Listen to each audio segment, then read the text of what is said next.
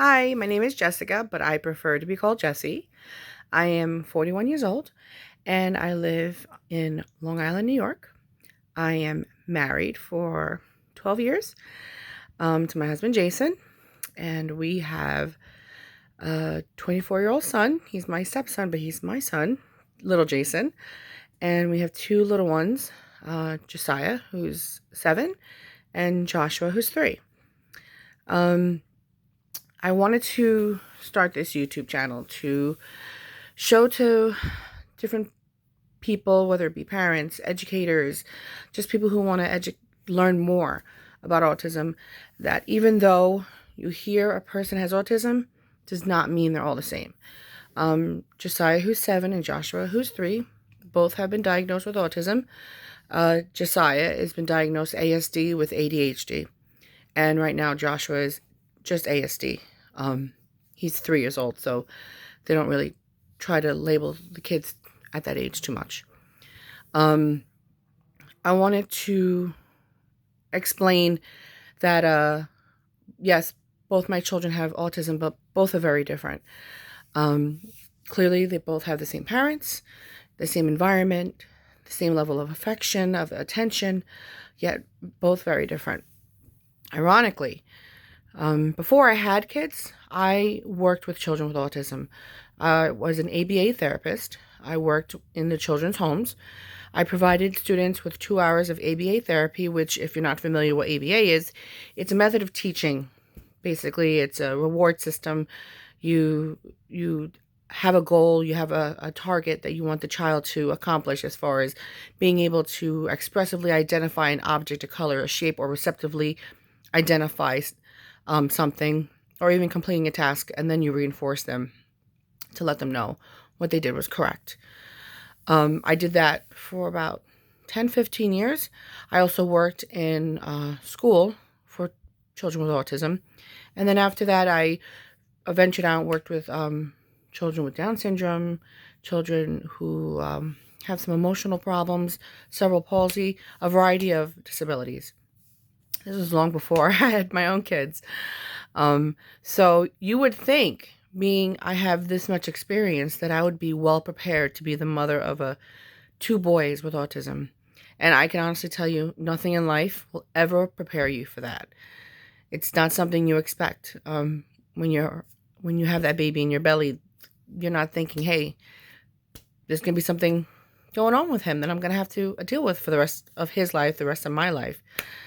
Nothing prepares you for it. And you would think that when I realized there was a problem, that I would be able to take care of it and handle it and do exactly what I need to do, because here I've done it for 10-15 years with other people's children. But it's very difficult to step out of the mommy role and into the teacher role. It was very hard. Josiah got diagnosed when he was 4. Joshua was a newborn. I wasn't surprised by the diagnosis. I kind of suspected it. Josiah has always had very, very strong memory skills. He was able to expressively and receptively identify all letter shapes, numbers, and colors at 18 months old. He was a very smart little boy. Very, very smart little boy. And at first I was like, okay, so he's just naturally a smart kid. Good. Hopefully he'll be good in math, because his mother's horrible at math. That's what I was thinking. But when the time came to put him into a social environment, and I saw how difficult it was for him, he was overwhelmed by the sounds, the sights, the smells, the bodies of the children around. He couldn't handle it. I remember I was the director of my church's vacation Bible school that summer. And it was his first year being able to participate in that. And I was in the back overseeing all the classes, and I saw my son rolling around on the floor. And all the other kids his age are sitting there doing what they're supposed to, and he's rolling around on the floor. And I'm thinking, okay, don't panic, Jesse. This is his first time really doing something like this. Doesn't mean anything. And then the week went on, and every day was a battle. Every day was a struggle. every day we'd come home. Why are you doing this? Why are you acting like this? He was a very smart little boy. You can have a conversation with him. He was 3 years old, and you could talk to him, no problems. He didn't talk like a baby or anything. And he just couldn't explain why. And then I remember it was a Thursday night, the night before the last day of Vacation Bible School. And we're sitting there having dinner, and my husband and I were talking. And Josiah was sitting next to me. And I'm listening to him, and he's talking to himself. And he does that often, Kids talk to themselves. I talk to myself all the time. But this time it made me, I had to perk up my ears and listen to him. He was reciting an entire SpongeBob episode from beginning to end. And I know this because he'd watched it several times. He liked to watch the same episode.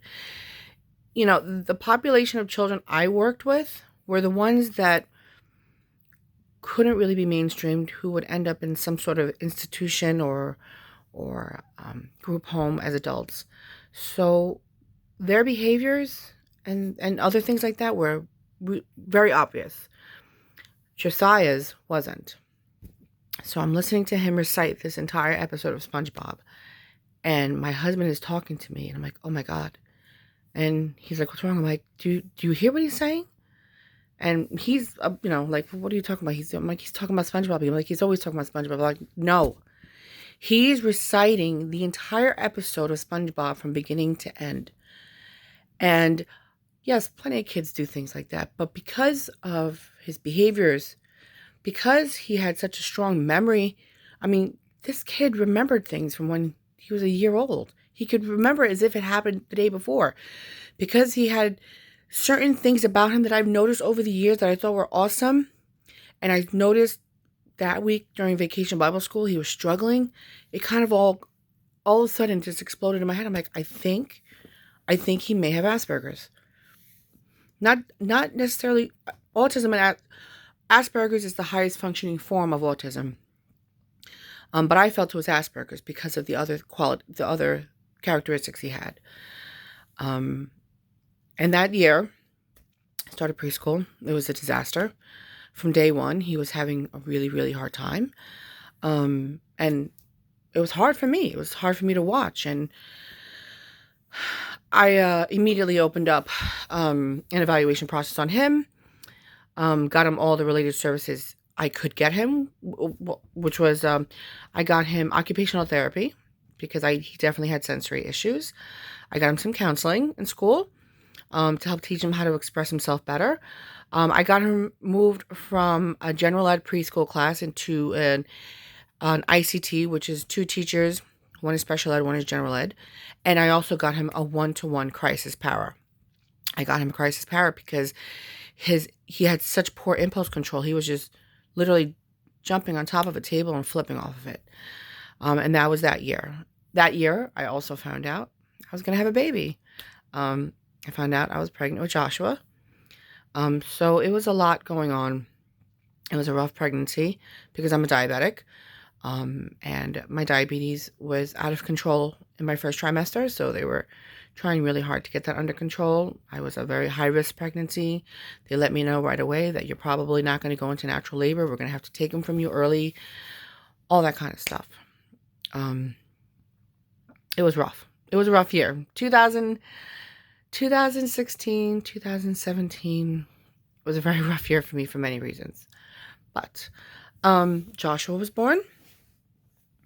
Joshua was a very bad reflux baby. He cried all the time. I kid you not.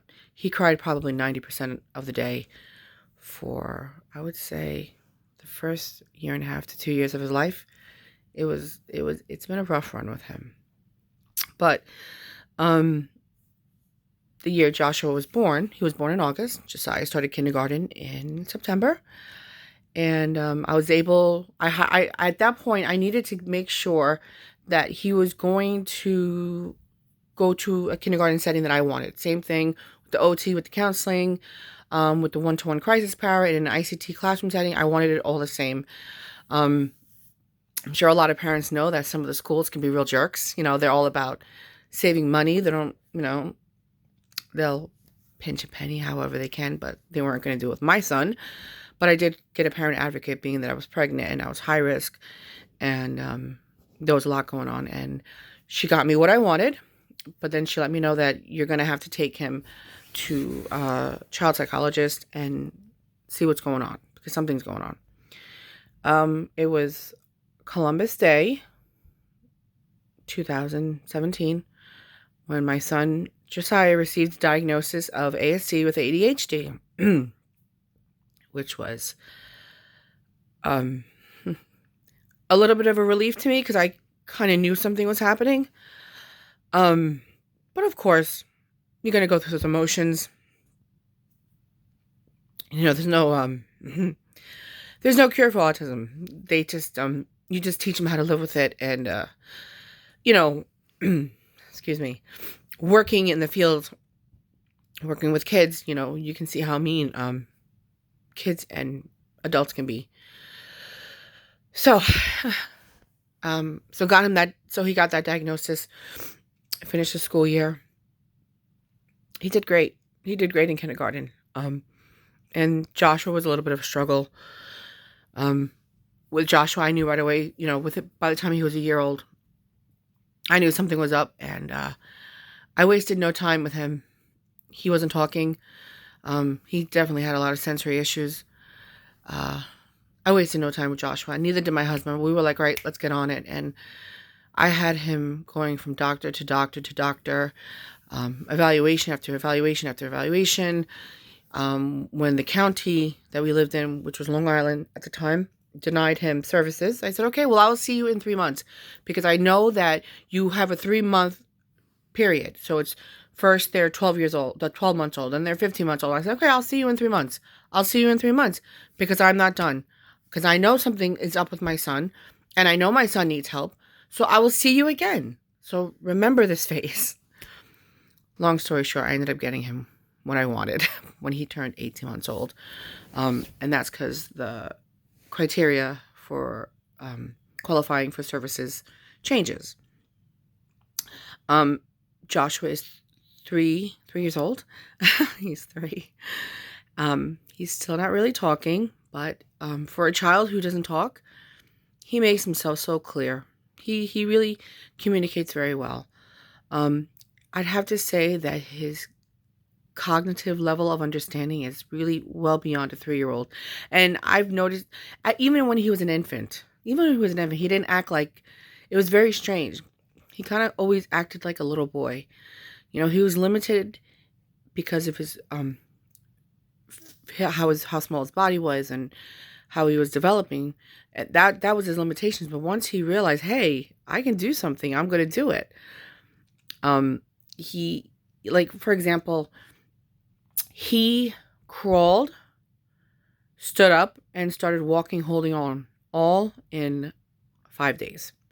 It's like it occurred to him, hey, these little things down here that are apparently called legs have a purpose. And he liked it.